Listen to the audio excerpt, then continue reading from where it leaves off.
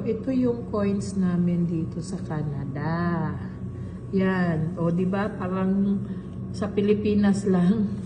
Ito, $2. Tawag nila loonie. Ay, toonie. Toonie. Parang toonie. Tawag nila dito toonie. So, yan. $2 yan. So, may bear. Polar bear. Tsaka sa kabila, may si Charles III. King Charles. Tapos ito naman, $1. Tawag dito, loonie. Meaning, loonie alone. So, may kuan siya, duck.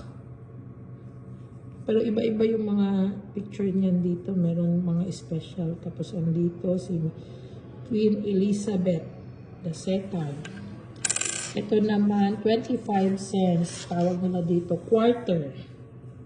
Quarter. So, si Queen Elizabeth pa rin. Tsaka sa kabila,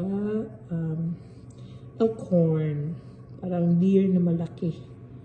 Elkhorn. Tapos ito nakakatawa. Ito, 10 cents. Ito naman, 5 cents. Mas malaki ang 5 cents sa 10 cents. So, ayan.